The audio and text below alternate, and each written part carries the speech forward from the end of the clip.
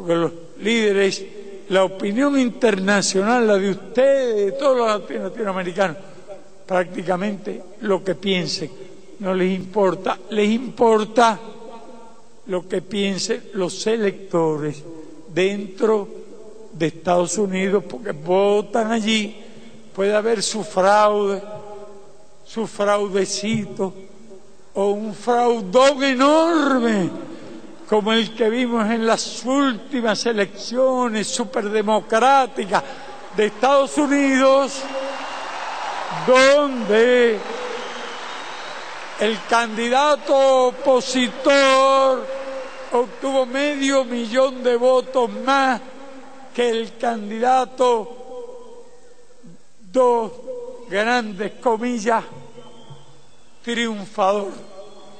Todo el mundo sabe de forma exacta, y no lo duda ningún norteamericano, lo que ocurrió allí, que la extrema derecha, apoyada por la mafia terrorista cubano-americano, mediante fraude, le arrebató la victoria a su adversario. No me meto a decir cuál era más democrático o menos democrático. No estoy inscrito a ninguno de los dos partidos, porque en último término se podría decir que allí impera el monopartidismo. Algunos dirán, pero ¿no tiene en Cuba un solo partido? Digo, sí, pero nuestro partido ni postula ni elige. Los delegados de circunscripción, que son la base de nuestro sistema, los propone el pueblo en asamblea por cada circunscripción.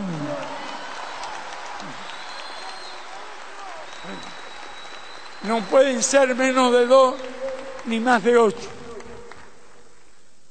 Y casi el 50% de aquellos delegados de circunscripción que constituyen la asamblea municipal en cada municipio del país, eso que propone y elige el pueblo, en elecciones no tiene que tener más del 50% de los votos. La Asamblea Nacional de Cuba, con un poco más de 600 delegados, está constituida casi en el 50% por esos delegados de circunscripción, que no solo tienen el papel de constituir la asamblea, sino tienen el papel de postular a los candidatos a la Asamblea Nacional.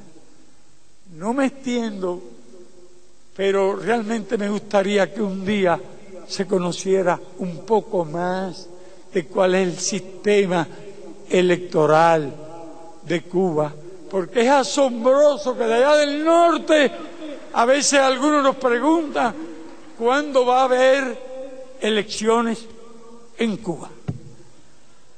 La pregunta la podríamos hacer los cubanos y decirle cuándo hay que ser supermillonario para alcanzar la presidencia de Estados Unidos.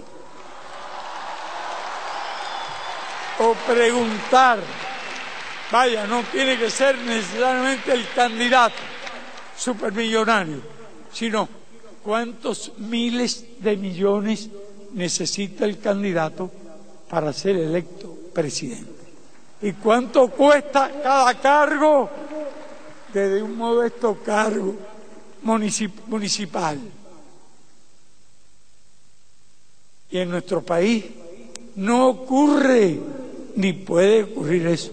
No se llenan las paredes de pasquines, no se usa masivamente la televisión con mensajes de estos subliminares, creo que se llaman, ustedes los abogados, se me ha olvidado que yo lo era también.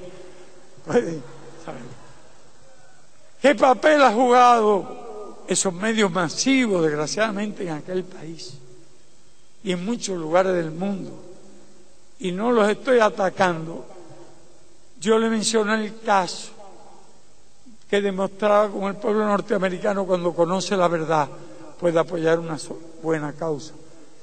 El caso del niño secuestrado hace 3 años y medio. Ese niño regresó cuando el pueblo conoció la verdad y más de un 80% de los norteamericanos apoyaron el regreso del niño. Es cierto que cuando la guerra de Vietnam no solo fueron conociendo la verdad, había un factor importante que influía, y el regreso de jóvenes muertos que habían sido llevados allí mediante el servicio. En el caso del niño no hubo nada de eso.